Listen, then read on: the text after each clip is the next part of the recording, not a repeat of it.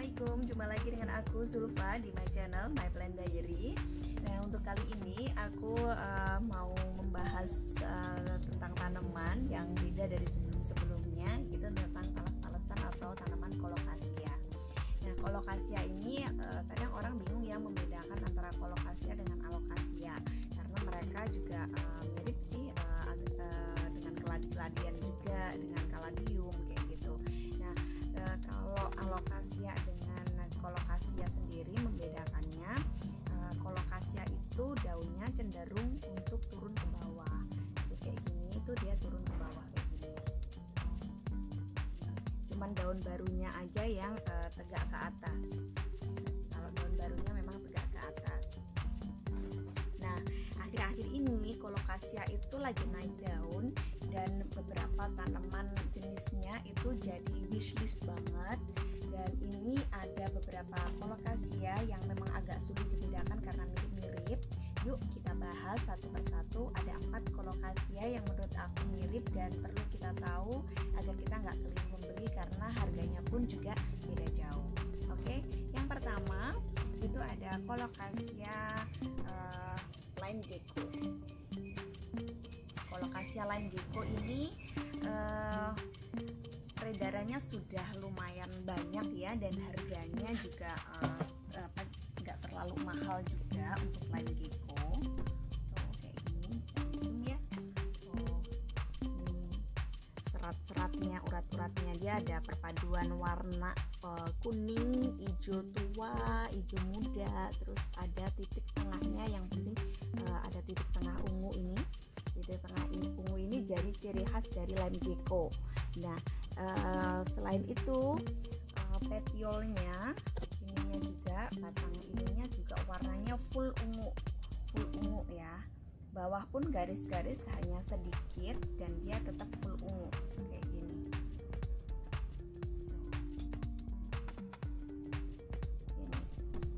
Jadi bisa dilihat ya bentuk daunnya kayak gini, ada titik tengah ungunya, terus batangnya juga ungu. Jelas banget, kelihatan banget kalau line gecko. Terus ada yang agak lebih mahal sedikit, itu ada Midorrhizor.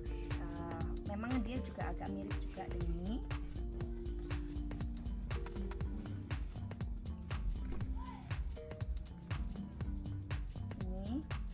Ini adalah Midorrhizor.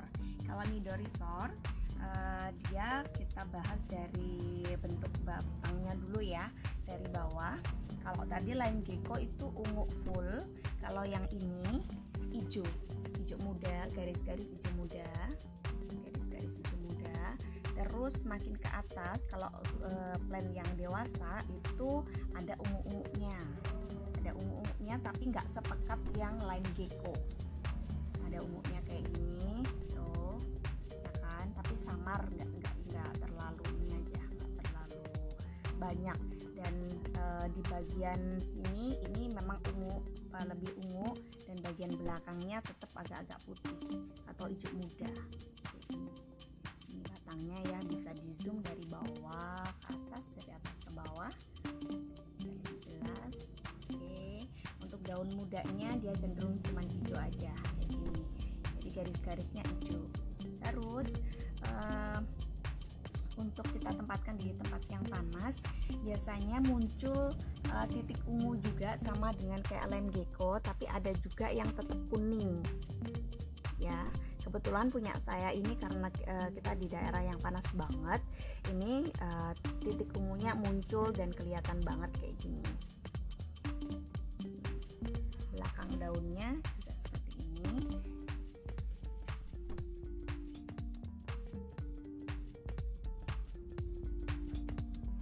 Kalau untuk masalah tampilan corak hampir mirip ya dengan line gecko, ada warna-warna kuningnya, terus ada warna hijau muda, terus ini tadi ada titik ungunya walaupun nggak pekat-pekat banget.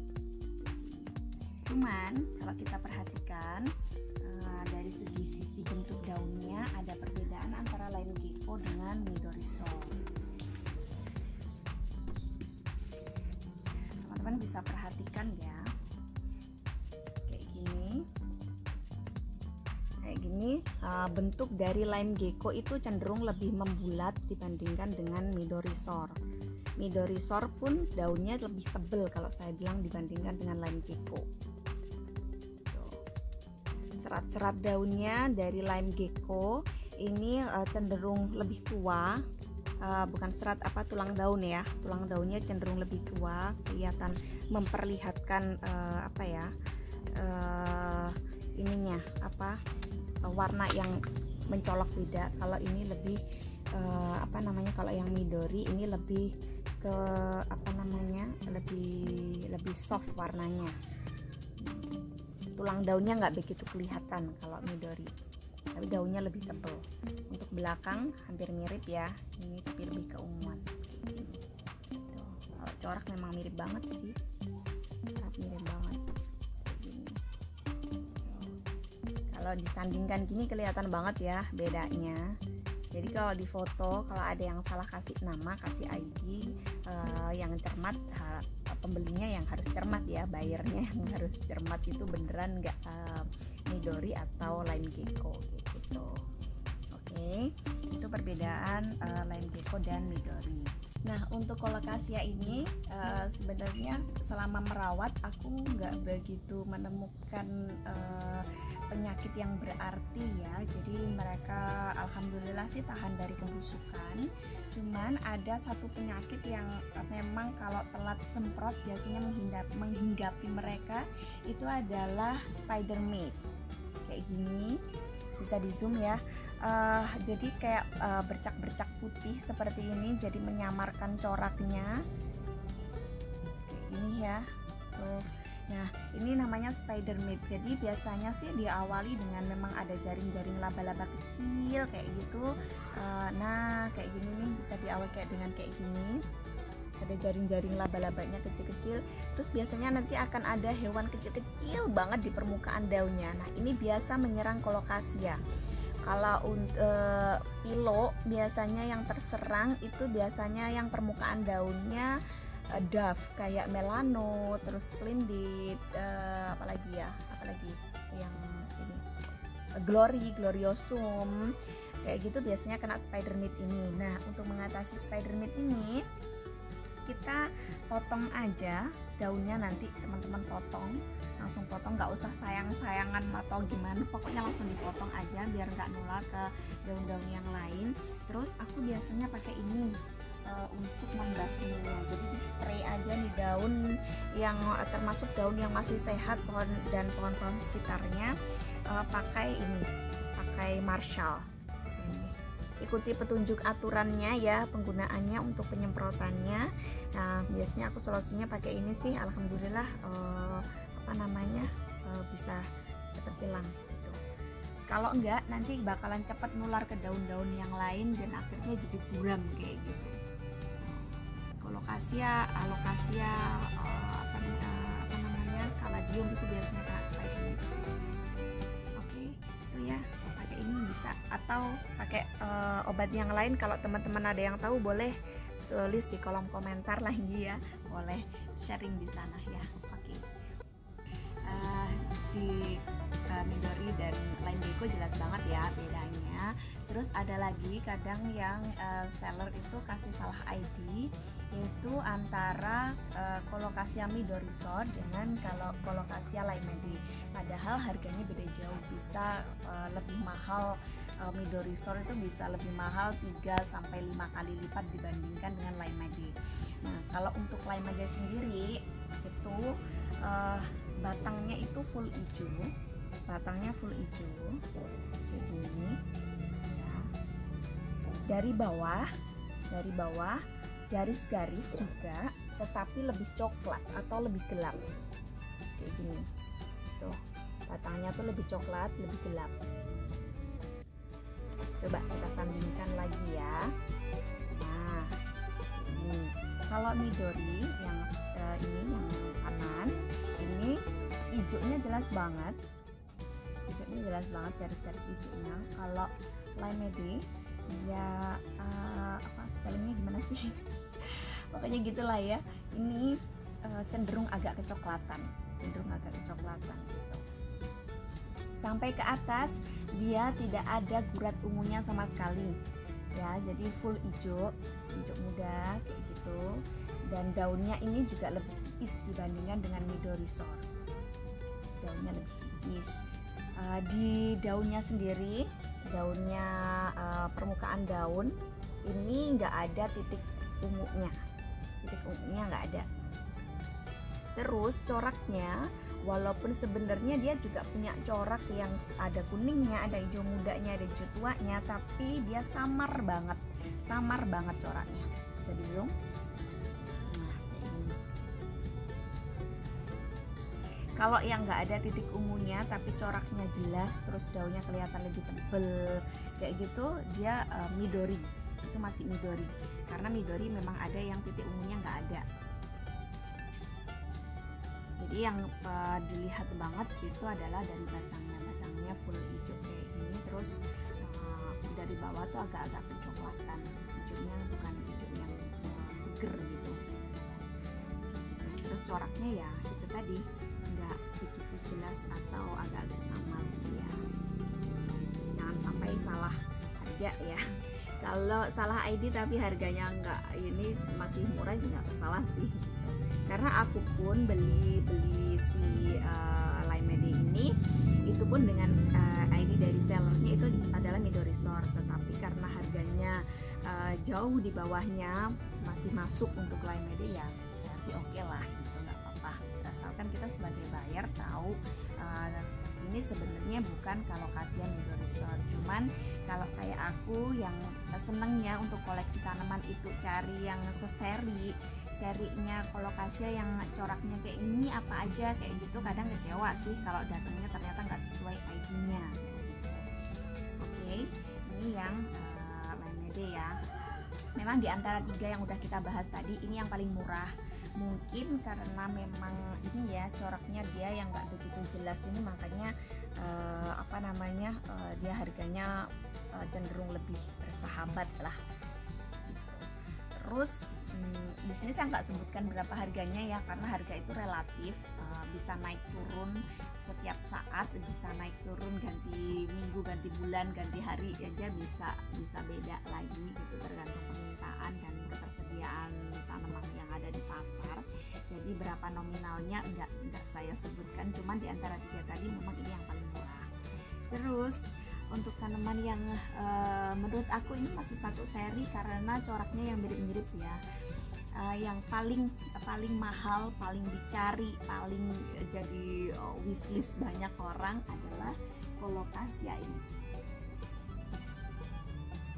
Nah, ini Colocasia Mojito.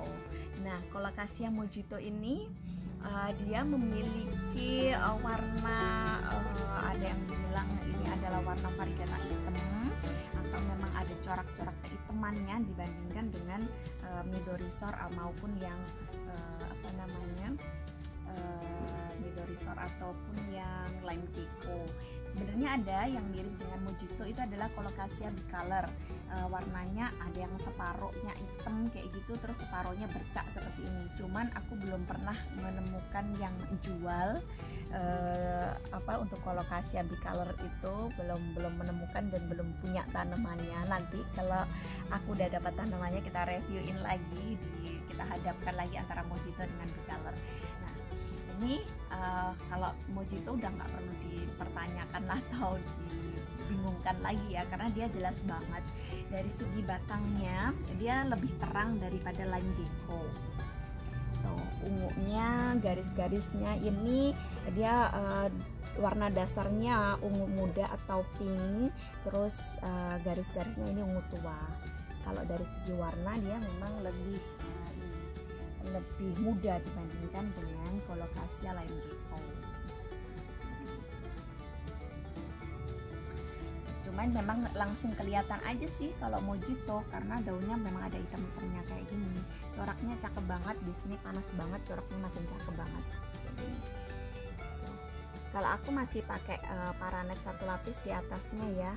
Untuk jumlah daun, Colocasia itu bisa minimal paling enggak 2 sih ya, jarang banget ada 1. Itu mungkin kalau udah kondisi nggak begitu sehat baru dia satu. Kalau biasanya sih paling nggak 2 sampai dengan 5. Ini mojito aku pernah sampai 5 daun kayak gitu pernah.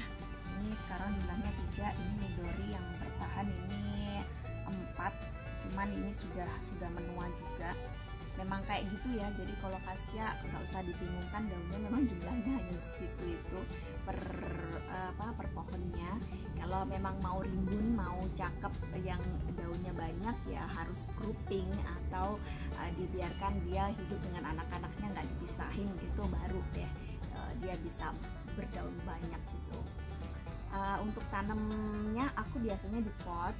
Aku belum pernah tanam di tanah karena memang ini ya, memang keterbatasan lahan. Tapi kalau melihat kayak talas-talasan, talas yang umbinya bisa kita makan itu kan daunnya bisa banyak ketika ditanam di tanah. Mungkin teman-teman yang pernah pengalaman nanam kolokasia di tanah boleh sharing di bawah. Saya yakin pasti lebih cepat besar kalau ditanam di tanah ya, sama dengan tanaman-tanaman lain kalau ditanam di tanah karena akarnya lebih menjalar.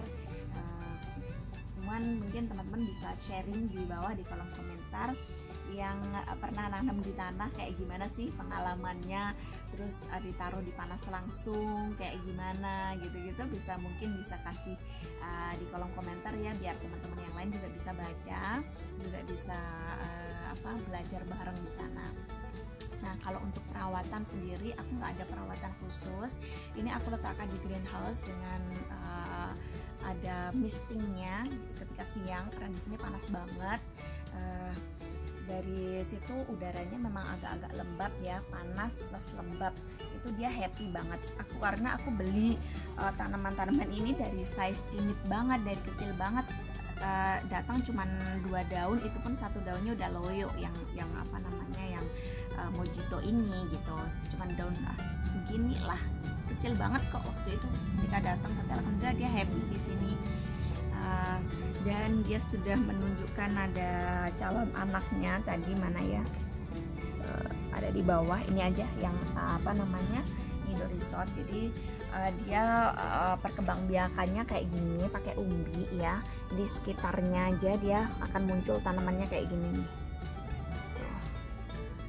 Ini kalau yang Midori Resort aku taruhnya di tempat yang lebih panas, ternyata dia justru lebih cepat beranak ternyata. Ini dulu datangnya juga kecil soalnya, dan justru paling terakhir dibandingkan dengan dibandingkan dengan mojito. Ini yang terakhir, tapi dibandingkan dengan mojito dengan lime gecko ini yang paling terakhir. Tapi ternyata dia justru sudah punya anak duluan. Berarti mungkin di tempat yang lebih panas mereka lebih cepat berkembang biak ya. Nanti kita bakalan pisahin anakannya kalau sudah agak gedean dikit lah. Ini juga sudah ada kunjuknya kayak gini, langsung ada akarnya dari umbinya di dalam. Nanti kita pisahin untuk bisa diadopsi anakannya di Zulfa Flower Surabaya Plant Shop. Teman-teman bisa cek ketersediaan di sana. Kalau ada biasanya kami upload di story ataupun di feed, bisa dicek kedua-duanya ya, atau tanya ke nomor admin, ada di link di bio di Instagram kami di Zulfa Flower Surabaya Plant Shop. Jangan lupa ada Surabaya Plant Shop-nya karena ada OPS dengan nama sama tetapi bukan kami. Jadi jangan lupa follow dan ceki stok kami di Zulfa Flower Surabaya Plant Shop. Terima kasih teman-teman sudah nonton video kami. Please like, comment, and share jika merasa video yang kami buat ini bermanfaat buat teman-teman. Tapi kalau ternyata tidak bermanfaat atau tidak ada gunanya gitulah ya, boleh dislike, boleh kalau di dislike, saya nggak baperan insya Allah ya. Kalau teman-teman mau kasih masukan boleh di komentar, di kolom komentar ya. Oke, terima kasih, salam hijau selalu, sehat selalu teman-teman, bye bye, assalamualaikum warahmatullahi wabarakatuh.